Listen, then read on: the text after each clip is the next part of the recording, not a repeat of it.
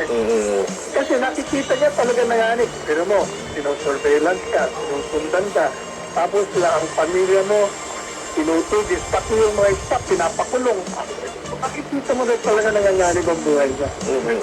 Sa bagay, medyo may issue nga doon dahil parang tipong conditional dahil kung pinatay nila ako, mapatay nila ako, doon lamang uubra yung magdedek effect yung threat. Parang nga gano'n, ipag-iganto nyo ako.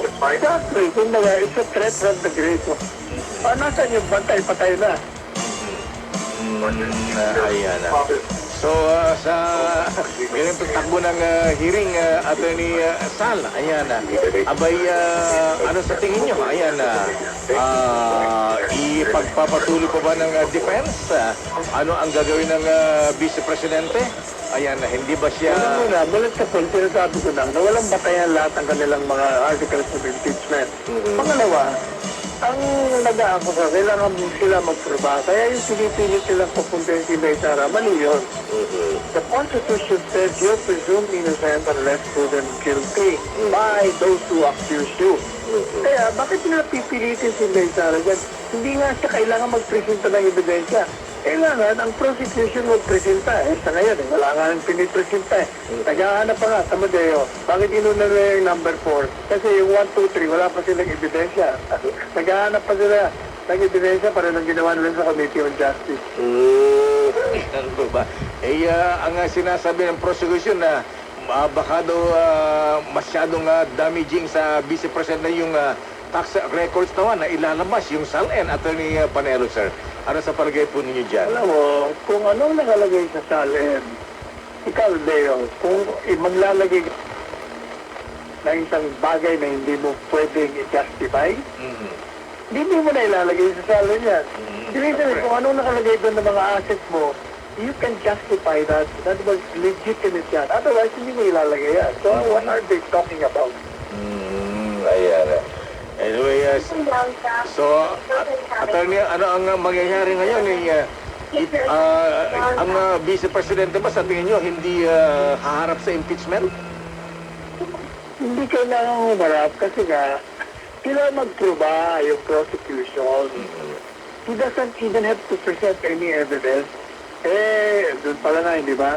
Sinasabi lang, sagutin mo. Sinagot na nga kayo ng mga abogado At sinasabi ng mga abogado, wala naman kayong wala naman kayong actually alternate facts alleging na kailangan namin sagutin. Kaya probahan nyo na lang dyan sa trial at matulog kami, makikinig. Kung may nakita kaming dapat magpresenta ng ebidensya, presenta kami. Akala mo din, hindi mo ba napansin? Ang dami nilang testigo. Pero, yung defense, kinuha rin yung testigo nila. Anong ibig sabihin nun? Can you imagine you're adapting the witnesses of the prosecution? Ibig sabihin, yung mga testigo mo, hindi makakatulong sa'yo kasi testigo rin namin yan. Issue.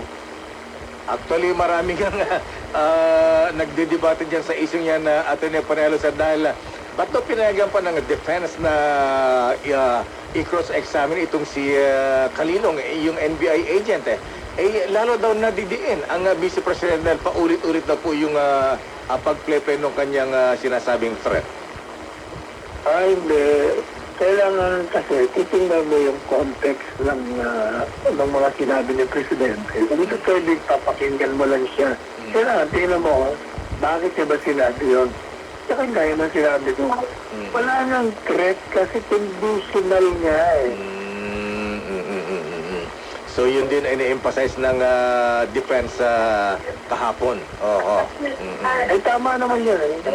Yung mismong abogado ng gobyerno si Janet Porterville, sinasabi ng walang threat. Ba't mo pinagpipilitan nila? Ayan. Attorney, ba't nga pala di kayo kasama sa defense panel? Akala namin kasama kayo dyan. Hindi.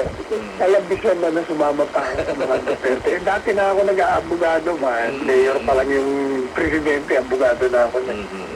Kasi alam mo, Leo, mas maganda na dyan ka sa gitna para nakikita mo yung dalawang panig. Para nakakabigay ka ng mga pahayag mo patay sa pinag-aralan mo bilang abogado. Para makatulong sa bayan. Doon sa mga nanunod. So, sa tingin ninyo, tama lang ang ginagawa ng defense panel, attorney? So far, yes. So far, ayan. Okay, Attorney Sal, maraming salamat po sa paliwanag. Thank you. At alam ko, bibiyahe daw kayo ng Cagayan de Oro. Ba't ano meron sa Cagayan de Oro? Meron pa akong mga speaking engagements. Okay, Attorney Sal, Secretary, maraming salamat. Teka muna, ano nga pala ang latest sa dating Pangulong Digong? Kumusta ang health niya? Di ba sabi nung anak na bumisita, okay naman daw. Pero kahit anong sabihin mo, okay, yung presidente may sakit. Ang anak, nag-iisa, alungkot. Kaya siyempre, hindi maganda. Officer nearest you. The fasten your seatbelt. Push the ends together. The items, full loose end of the strap. Nasa aeroplano ka na ba, Secretary? Nasa airport ka na ba? Nasa aeroplano. Aeroplano.